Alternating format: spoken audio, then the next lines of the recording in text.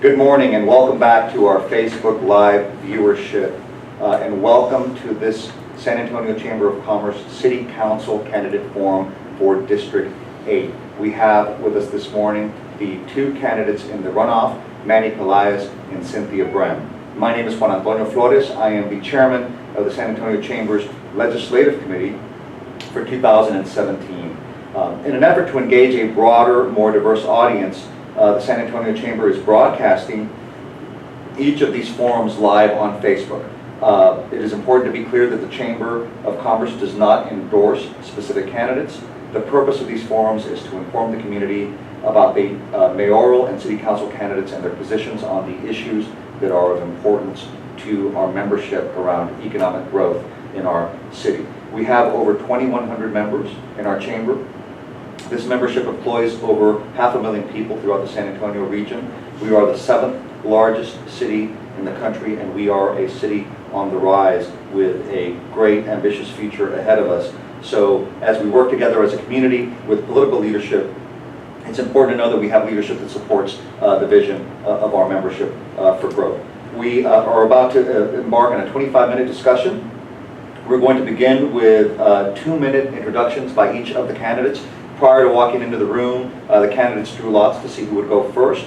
And so we are going to begin with Mr. Pelaez. 2 minutes, who you are and why you want to be on council. Great. Thanks so much for the Greater Chamber, actually the San Antonio Chamber of Commerce, for hosting us. I'm a dad. I am a husband. I live in District 8. I work in District 8. I'm a lawyer. And I work quite a bit on issues involving economic development and job creation. I was the very first person that Toyota Motor Manufacturing ever hired.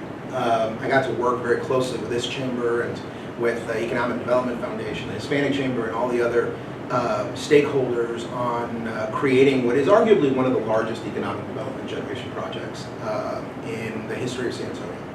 I was the immediate past chair of Brook City Base for a number of years, where we took it from 0 jobs to 3,500 jobs and created a work, play, learn, live center in a community that's walkable, that's sustainable, and that has applied successfully conservative business principles and really raised the tide of the quality of economic development on the south side. I've fought the fight to help prevent more BRAC bases, or more BRACs on our bases. I've served as a board member for VIA and for the SAWS Rate Advisory Committee, and I served as a commission member for the SAWS Rate Advisory Committee and modeling, and helping them model a new rate. On top of that, when I'm not doing that, I represent homeowners, small businesses, large businesses, and I've been working really hard on transportation and transit issues throughout the years in bringing intelligent traffic systems and really helping us put our arms around traffic. On top of that, I frequently also work on international economic development. I'm running to see if we can bring leadership and experience and expertise to District 8. Our problems are nuanced and sophisticated up there, and we need nuanced and sophisticated solutions to make sure that we continue to be a district that thrives. Also, to make sure that as we prepare for this explosive growth that we're all anticipating in population, that we're ready for that growth, but at the same time making sure that San Antonians who are here now have what they need in order to not be overwhelmed by that growth. And so I think I've got what it takes to do that, and I'm asking for voters to vote for me. Thank you. Ms. Brehm. Yes. My name is Cynthia Brehm, and I'm running for City Council District 8. Just a little bit of history about me. I'm actually a descendant of the Canary Islanders that actually settled San Antonio in 1731. My grandfather was the very first mayor of San Antonio. His name was Juan Leal Goraz, and I'm proud to be a descendant of that. His home was actually where the Bexar County Courthouse is located, and his grandson was where Frost Bank is at, and his son, his home was where the 7-Eleven's at Flores and Commerce. And so being part of the fabric that has built up San Antonio is something I'm very proud and happy to share with the general public. A little bit about me is I have a 30-year background in marketing and advertising, negotiating contracts, traveling around the country, meeting with business owners, and bringing that new business development into companies, generating the revenue to sustain these businesses economically. I have learned through this process of being a mediator. Not only do I represent the company, but I also represent the other side, putting those two together. So I have that unique skill set to offer. I have a master's in public administration that I achieved from St. Mary's, and I graduated as a distinguished graduate as well.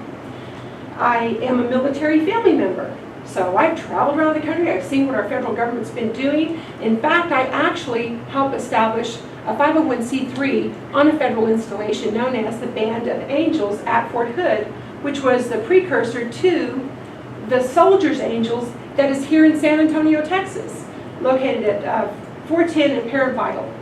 So just kind of gives you a little bit of idea of who I am and what I am. So I'm of the opinion that if I can negotiate myself through the federal bureaucracy, negotiating a local government shouldn't be that difficult as well. So I bring these unique skill sets to the people. I am retired. My husband is deployed. My children live around the country. So I have plenty of time to devote myself to District 8. And I offer myself to be of service to humanity, because that's what my background is service to humanity. And I respectfully ask for your vote and support this election cycle. Thank you very much. Right after this election, as the new council is seated, one of the first things this council will do is begin the budget prioritization process for the next fiscal year. So the first question is, what do you see as a priority in this budget? And I'll ask that you stick to about 90 seconds in your responses. I'll start with you, Ms. Brehm. Well, what I see as a priority is getting our public safety, our officers, getting them built back up. We're short 224 officers, and people are demanding safety because of the rise of crime. District 8 is very unique because it is the largest and fastest growing district in the state of Texas. And so because of that, and the unique composition of our district, where we have higher property values, and we have nicer cars and what have you, there's a lot of crime going on there. People talk about the crime that's going on in District 2. It's going on in District 8. And so I see public safety being a priority and fulfilling those needs with public safety. I see a need to satisfy the firefighters' contract and getting them every penny that they deserve. I see a need for improving our transportation and getting people to work more efficiently and timely.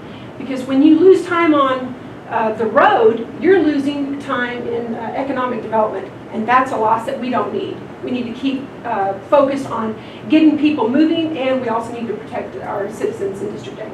Thank you. Mr. Pelaez, budget priorities starting next. Yeah, first of all, let's remember that the scope of our budget is about $2 billion, right? Once you take into account this last bond package, rough math is $2 billion. San Antonio also is not just the 7th largest city in the United States, it's the 3rd largest city in Texas, and Texas is the 9th largest economy on the planet. So we have a very, very important role in U.S., North American economics. And for me, I believe that the rubber is meeting the road as far as economic development with regards to manufacturing, financial services, tech, R&D, and biosciences. And I think that we need to do a lot more with regards to economic development. I'm a firm believer that when you raise the tide for business, you raise the tide for everybody, right? And so we are in a bloody knuckle fight right now with other cities competing for very important jobs. I think that the work that I've done at Brook City Base has attracted 3,500 jobs, and I'm proud of every single one we've attracted. However, I can tell you that the city has set aside, for example, $13 million for next year's budget to handle smart city priorities. $13 million is an important amount of money. At the same time, there's other cities out there that are outspending us and investing a lot more in what they see as this new burgeoning industry. And I think that we need to catch up. And I think that we need to be very aggressive and lean in. Yes, traffic is a problem. Yes, safety is a problem. And those obviously are going to be addressed in the next city council. But we need to be that forward-thinking city if we're going to compete with others. So that's a good segue to the next question, and I'll start with you this time now, Manny. As members of City Council, the council is elected, members are elected to represent or to advocate or take positions on citywide issues, but you're elected first and foremost to represent the interests of your district. So on that note of what is of specific interest to District 8, what is a priority that you would work on? Yeah, so right now there's nobody in District 8 who will tell you that there is a more pressing priority than traffic, right? We have continued this 30-year bad habit of continuing to try to build our way out of it. 1604 I-10's intersection is proof that maybe that wasn't such a good idea, and that just pulling from the build your way out of it lever is not enough. I do believe that the only way we're going to manage our traffic is the way that other cities, major cities around the world, have managed their traffic, and that is by implementing a multimodal transportation system and a multinodal transportation system. We need to start implementing best practices that other cities like Madrid and Singapore, even Washington, D.C. and El Paso are applying in order to manage our traffic. Which means that we're going to have to do more investment in VIA. We're going to have to work much closer with the MPO. And we're going to have to start thinking about walkability, bike share, and incorporating complete streets and interconnectivity between neighborhoods and businesses and community activity centers in order to not just foment economic development, but to make sure that people get home on time and spend less time in traffic and more time with their loved ones. Don't forget also, it's not just a quality of life issue, it's a safety issue. Oftentimes I hear from police officers that they're stuck in traffic, and it is unacceptable that if you hit 911, you just might have to wait a little longer for your police officer to get out of traffic. And so I do believe that that's probably the most I'll be spending my time on is the traffic issue. Ms. Brehm, priority for District 8? A priority is definitely transportation. And not only have I identified what the problem is, as well as the residents, but also I offer solutions. And they're very simple solutions that aren't a financial burden to the citizens. And that is the use of these black tarps to help mitigate congestion, and also creating an ordinance to require that all oversized vehicles go to the right lane, as opposed to just allowing them to dock wherever they want to. As you travel north on 35, you will see a sign that says all trucks, right lane only. And I'm sure as you've traveled around the country, you've probably seen the same thing too as well, that this is a requirement. So the question becomes, why aren't we doing that here in San Antonio to help alleviate some of the congestion? And so I would say all trucks, trailers, buses, RVs, fifth wheels, or you could just simplify it and just say all oversized vehicles, right lane only. Streamline that traffic. Get it over to the right so the rest of us can get where we're going. So that's one simple solution. The second one is the use of these black tarps. It's the SRN 1000 in military terms, using the military alphabet, is Sierra Romeo November 1000. They're using it in the Port Authority in New York City. They're using it in Miami, Florida, Orlando, Florida. They're using it in Culver City, in Denver, Colorado, Phoenix, Arizona. These 7-foot black tarps that surround the scene of an accident. And what this does is it reduces rubbernecking. They're about 50 pounds, and they're very easy to deploy. And what that does is, like I said, there's nothing to see. Traffic goes on. So these are some of the big issues facing District 8. So let's stay on transportation and traffic. I anticipated that it would be a hot topic for District 8. In developing questions, our Public Affairs Council wanted to know specifically about your positions, and we'll start this time with you, Ms. Brehm. Sure. With regard to multimodal transportation and your vision for how high-speed or some sort of passenger rail fits into this equation. Well, I read the SA Tomorrow plan, and I see that the city has already decided to use light rail, even though we voted against it. That's part of the plan, and also the use of VIA buses to travel around the city. And I think that more people would use the VIA transit system if they would make them more efficient. Why do you want to get on a bus if you travel, and this is what one of the constituents said in District 8, she lives 15 minutes from where her grandson travels to get to work in Balcones Heights, and it takes him an hour and a half. Why do you want to use a bus? And so I think that if we made our bus systems more efficient, that more people ride them. I rode them, and I didn't have a problem with it. It was very comfortable. But I think that that's part of the, I know it is, it's part of the SA Tomorrow plan. And I know, as I said earlier, that light rail is also part of that plan. Even though we voted against it, it's part of that plan. I think that we need to look for something more economical because it costs $100 million a mile for light rail.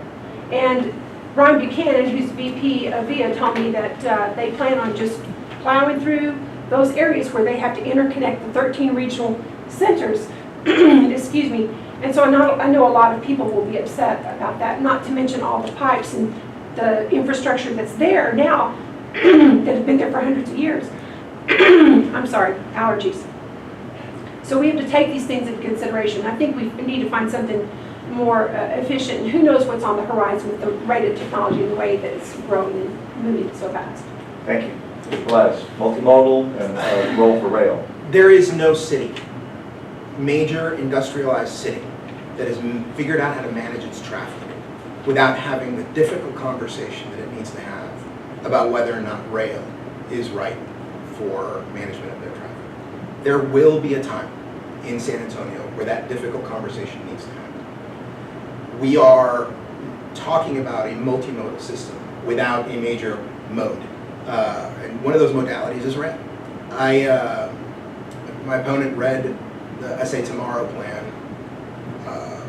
helped write it. And I know that the people who occupy this building helped write it too, and the Economic Development Foundation helped write it. I know that your organization at the Port and my organization at Brooks helped write this plan. It is the beginning of a difficult conversation. It is not, trying to shove rail down people's throats. The voters have decided that there will be no rail until the voters have that conversation, and if they approve it, then we move forward with that plan. I'll tell you that as far as VIA is concerned, when I served on their board, this was a topic of discussion. But we also pulled on other levers, right? Bus rapid transit is an effective solution. If you look at Bogota, Colombia, for example, or Madrid, Bogota transports 1.5 million people every morning to work and 1.5 million people every morning back. However, they also rely on rail. They also rely on other modalities and bike sharing. I can tell you that there is no way we're going to solve this traffic solution, or we're going to find a traffic solution, unless we're honest with each other and unless we make difficult decisions. And so I'm willing to do that, and I'm willing to be the mediator between the different interested parties, folks that are frustrated by traffic, who are frustrated by spending, and at the same time people who understand what is needed in order to move this forward. Thank you. Next question, we'll start with you, Mr. Pelaez. And it's an issue that relates to mobility. Sure. So as we grow as a community, as we have more people wanting to come to San Antonio, we face these mobility issues. So, but with regard to job growth in this community, what is the role of the city? And what are strategies that a city government can pursue, a city council can pursue to foment job growth in our community? The first thing we need to do is admit to ourselves that we are in a competition with other cities.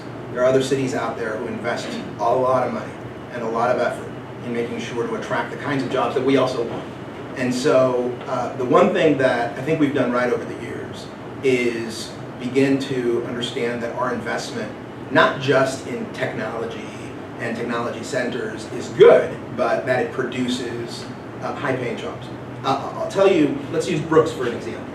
Brooks City Base now has 3,500 to 4,000 jobs on its site. The people who are living there on campus are making on average $80,000. That's an astonishing number for the South Side. Nobody ever thought that something like that would be possible. And the reason that it's possible is because we invested not just in attracting important companies who are doing important work, laboratories and the medical companies and the solar panel manufacturing, but also because we made a community that is attractive. And so I believe that walkability and complete neighborhoods and complete streets is also going to be important. And don't forget millennials. Unlike previous generations, millennials choose where they live based on where they feel most comfortable. So we also need to start doing some market research and figure out exactly what it is that population wants in order to attract them. We might get a chance to talk a little bit more about that. But Ms. Brehm, strategies for job growth in San Antonio. I think one excellent strategy is to market San Antonio for its unique qualities that we have here. We are actually the only city in the entire United States that has 2 major thoroughfares running through it, I-10 and 35. We have excellent climate. We don't have, you know, the big things that are happening on the East Coast and the West Coast, such as hurricanes and earthquakes. And so we offer that. We also have low affordable housing. We also have no state income tax. So these things are attractors to get businesses to come here. And I think that if we could interact more with our sister cities around the world to get them to come over here to set up businesses here, we could do that in setting up more economic development, or we could improve our economic development by doing that.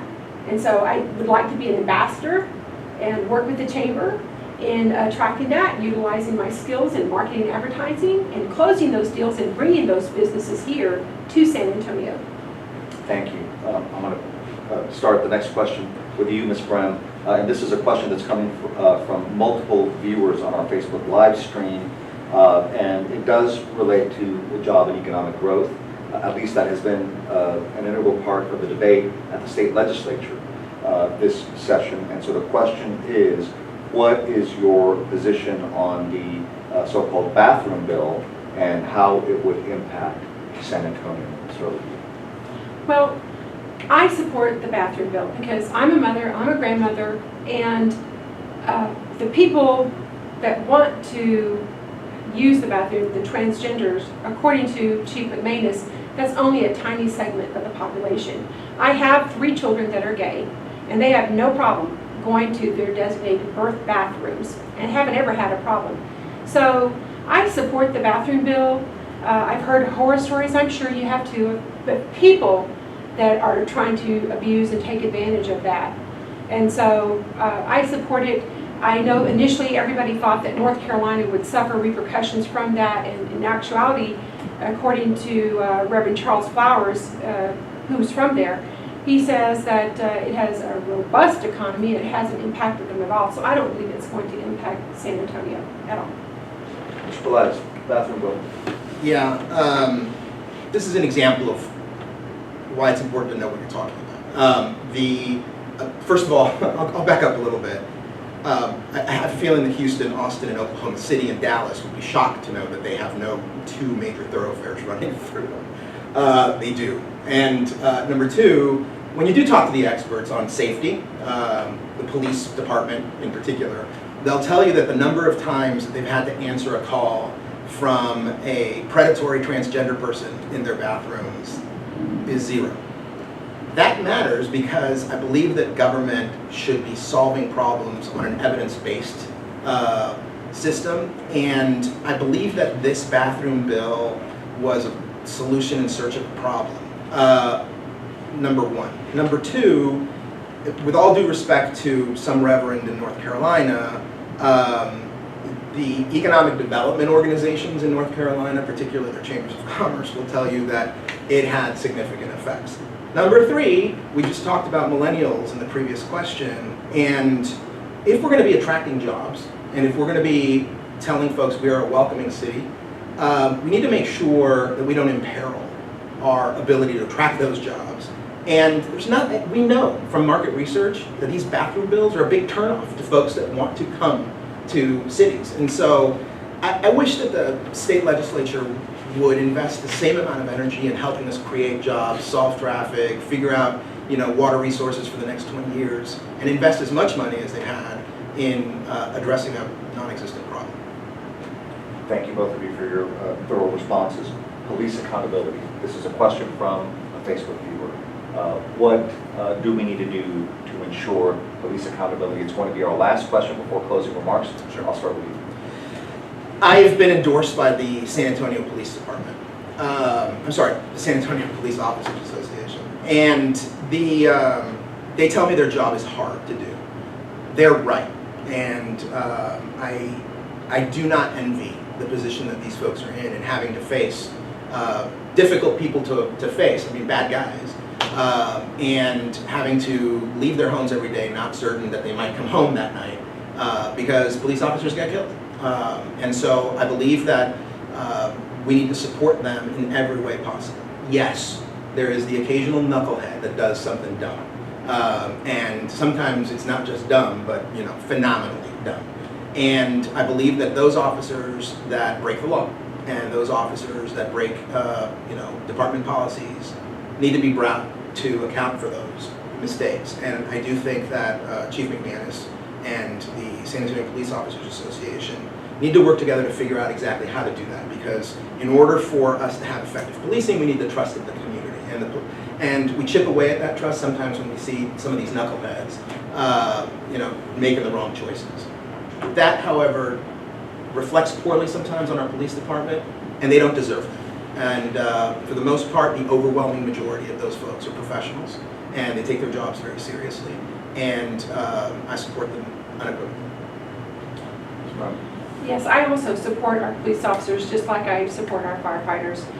One of the things I know that has been done with the city is they have the use of body cams to help maintain accountability. And in fact, the city ordered 1,500 body cams, and I think this is a step in the right direction, not only for the citizen, but also for the police officer, because we also know that there are knuckleheads out there within the public sector that will make these false accusations wrongly, and so that's not fair either. So I think it's something that is going to protect both parties so that there is accountability, and so I think that's a step in the right direction. I think that we need to invest even more body cams just for the safety of not only the citizens but also the police department as well. Thank you very much for your responses. I want to thank both of you for taking the time to be here on behalf of the membership of the San Antonio Chamber. We appreciate your thoughtful and thorough responses to these questions. We're going to begin our wrap-up now. And what we've been doing is whoever went second in the opening remarks as a result of drawing lots will go first to close. And we offer you 2 minutes for closing remarks, and we'll start with you as well. Yes. As I stated, I have plenty of time. I'm not a young father. I'm a grandmother, so I don't have children to worry about getting to games and what have you. My husband's deployed. He's in Afghanistan. I have plenty of time to devote to District 8. I have a unique skill set of negotiating contracts. I have a unique skill set of closing deals. I have the familiarity and knowledge of working with the federal government, with nonprofit organizations, and also I have an impeccable credit record. Unlike my opponent who's filed for bankruptcy twice, you have to ask yourself, is this the kind of person you want handling millions and millions and millions of dollars? If you can't manage your own checkbook, how could you possibly manage the city's budget? So that's something to consider. Who do you trust to manage your tax dollars? Who do you trust to fairly represent you on city council? Someone that's going to be responsible, someone that's going to be present, that's actually showing up to meetings. And so I ask you to respectfully support Cynthia Brehm for City Council District 8. Thank you. Yeah, San Antonio is a grown-up city. We've reached a point in our evolution where we're now facing some very sophisticated problems. And we are also a city with a large inventory of fantastic advantages. What is required to bring those advantages and enhance them, and also to solve our problems, is going to be experience, leadership, and expertise. I'm the only one on this stage. Well, maybe you, but between both of us, I'm the only one that's actually handled issues regarding traffic, transit, water, energy, infrastructure, and economic development. That doesn't exist on this side of the stage. Number one. Number two, our problems are going to be sophisticated and they're complex. No amount of black tarps is going to resolve San Antonio's traffic situation. Number three, my opponent's right. I did. In 2007, 2008, we tried to start a business, tried to create jobs, and that day, when we were supposed to show up to closing, the economy crashed. And it was a very, very, very terrible year for us. But unlike a lot of families here in San Antonio, we were able to pick ourselves up and dust ourselves off. And the few little white hairs that I've got on my head are earned, and because of lessons learned. And those lessons learned are what creates wisdom. So leadership isn't just about knowing how to succeed. Leadership is also knowing how to take care of very serious problems, dust yourself off and find solutions and break through to bring about real progress. I've done those things. Lastly, I'll tell you, I have 2 children. I've got a wife who are very, very supportive. I don't know if I've ever heard anybody tell me that my children are a distraction to doing a job, but I think that's what I just heard. I reject that. There's a lot of folks on city council who are very successful. Our mayor has a beautiful young daughter. Her opponent has a beautiful young son. And there's a lot of folks in government who do excellent work because they're informed by the needs of their families. So I leave you with this. If you want leadership, if you want experience, if you want lessons learned, and if you want expertise, vote for me. If you don't want any of those things, my opponent is available. I want to thank both of you. Sure. Again, for taking the time to be here for very thoughtful and thorough discussions. Thank you again to our viewership. Stay tuned for our next forum that will begin shortly.